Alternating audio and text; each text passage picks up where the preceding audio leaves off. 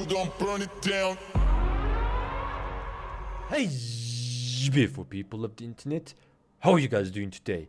Hopefully great, and welcome back. So, as you guys can tell from the title of this video, I'm going to be showing you guys exactly how you can go and catch your very first Void Angel solo edition without the use of any Forma whatsoever. Now, I have put the camera over here just so that you guys can see the whole build, because when I was recording earlier, I noticed that some parts of the mods were covered up and I didn't quite like that, so that way you guys can actually go and see the things. It's actually a little bit weird for me to actually have the camera on this side or that side. I usually have it on my regular place, but hey, trying out new things, and this is just temporary. So if you guys would like to support me on the channel any further, remember to leave a like, and also don't forget to spot the subscribe button for more Warframe videos and streams. Without further ado, let's get this one on the road, shall we?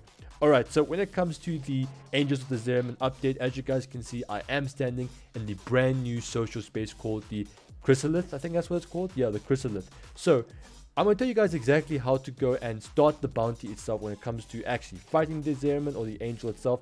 But let's first go over Arsenal. So, as you guys can see, I am playing as Mesa Prime. Regular Mesa does help. Doesn't really make any difference, to be frank. The only thing that really is important is the build. So, here's my Arsenal.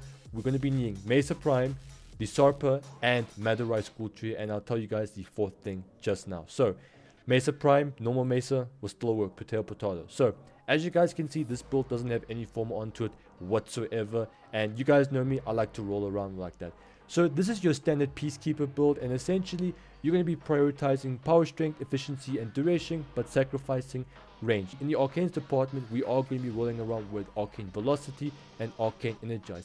Velocity, just so that you know our pistol's rate of fire is significantly increased. If you guys would like to have the exact value, it's 120%. Excuse me. Now, when it comes to using Mesa, right, by you guys increasing your fire rate, that means you're going to be increasing your DPS. Therefore, your damage output will be significantly greater. Next up is we are going to be using Surprise Energize or Arcane Energize. Now, this is purely because when you guys are playing Warframe, you're always going to, your Arcane Energize, or sorry, not your Arcane Energize, your energy economy will be experiencing some level of stress.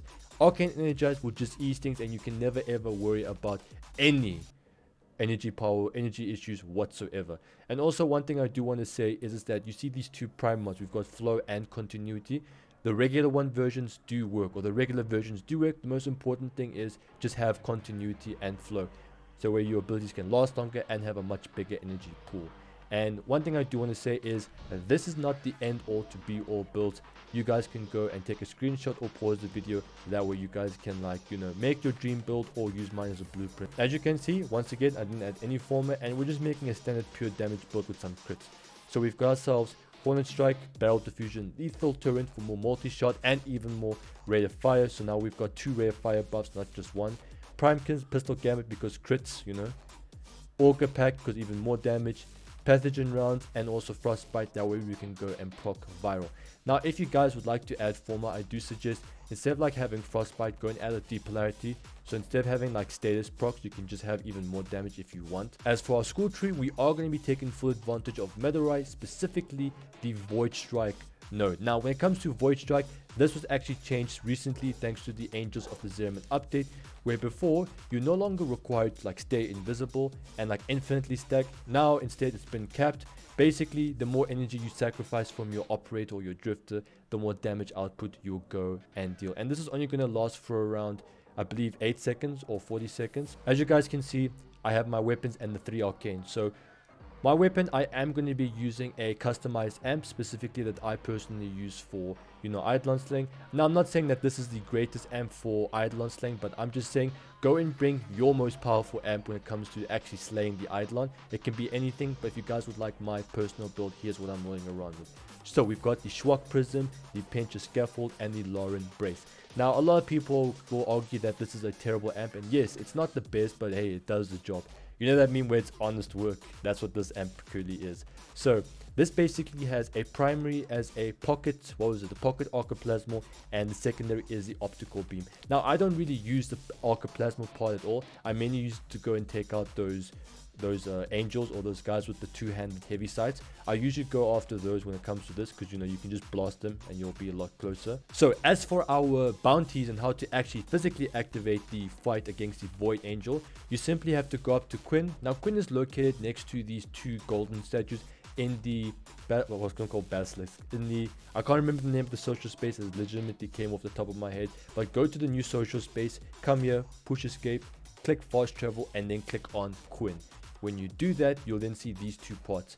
Hold fast standing bounties, click on bounties, and I usually suggest go for the third one. I specifically say go for the extermination. So select the mobile defense, like so, and then I'll see you guys at the actual mission. All you have to do is just follow the marker and you'll get there, no problems. Alright, so as you guys can see, we are in the Zariman 210 or 010, I think it was. And what we're going to do here is we're currently just filling up our energy. And before you guys actually start the mission itself, I do want to remind you that make sure you do have some health squad pads, like the large ones specifically. Because like I said, Mesa is a glass cannon, dishes out a lot of damage but can't really take it that much. So these things will definitely help you out. And also leave a device right here, because when you've completed, killing the, when you've killed the void angel, you can backtrack and then look around for all the new void plume parts. I'll make a video on that after this. I just want to get this fight out the way. After you guys have actually left the objective device down at the starting spawn, you then want to go and explore the entire Zariman until you guys go and find this statue. Now this statue, you can't miss it, and if you guys are still not sure, here's what it looks like. And if you guys want to be triple sure, just go up to it like so, and then there you can see I can interact with where it says Wake Void Angel. So yeah, explore the Zariman, look for the statue, and then interact with it. So we're going to interact with it. So what we're going to do now is we're going to go and strip its armor using the Sarper. So keep shooting it. You'll see its health is at the very top of the screen is gold or yellowish. That means the enemy has armor. So we're going to keep shooting it with the Sarper until it turns red. So keep firing and firing and firing. I won't do any editing magic. And also that red ball, just shoot with your operator and it'll just do this. So keep firing until the health goes red. Ooh, damn. And also if this happens, just shoot the spikes.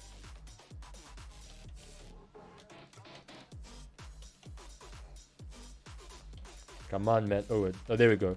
Alright, so as you see, he is now red. We're going to keep running because he teleports somewhere and he's just going to sit on our faces. Somewhere here. Alright, there he is. And just nuke him. And because we've got viral, we're just going to eat through his health. Then a ball will spawn. Go into your operator, dash into it.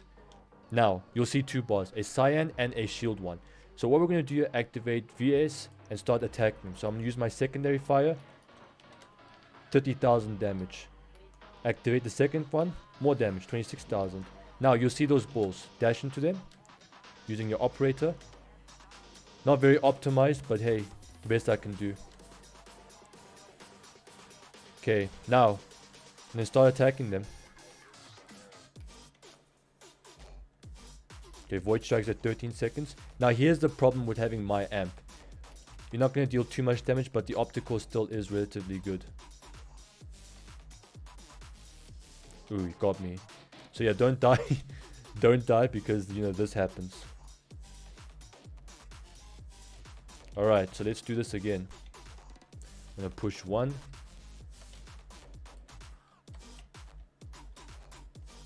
Dash away from that. Hey, this thing knows all our hits, eh? Just keep firing until that health is dead. So that cyan bar basically means how much time you have left until you restart the boss fight, because this is the healing points. If that cyan bar fills, that basically means you failed. Once that thing is dead, just jump down so that you can get to the other side faster, and then that's about it. Just rinse and repeat. Now the only thing you don't have to rinse and repeat is the armor stripping, because the Sarper just permanently does it. So after you've done the first one, it's just a joyride. So once again, just dash into it or physically jump into it with your Warframe. I just do it like this because I thought that was mandatory, and then just take it out. If you can crit, it's like 100,000 damage. I do recommend that you guys have a big energy pool for this, because as the this is a bit tough. Give me a second. Come on. Yeah, trying to do this live. Yeah, not a good idea. Let me tell you. Tough. Okay, so now once again, it went away, so just use your long range. So I'm using my optical beam. I'm just gonna run away from it.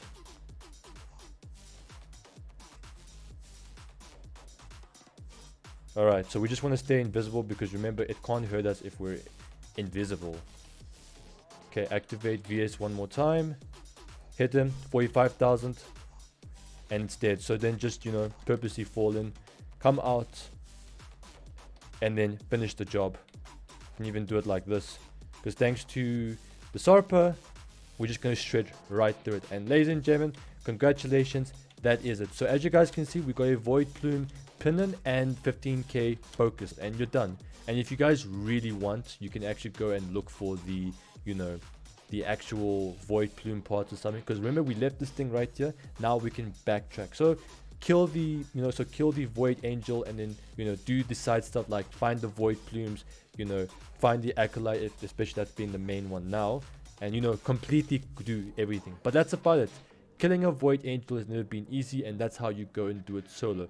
Anyways, ladies and gentlemen, if you guys have liked the video or it's helped you out in any way or form, remember to leave a like, and also don't forget to spot and hit the subscribe button for more Warframe videos and streams. I'm Make Like a Banana and Split.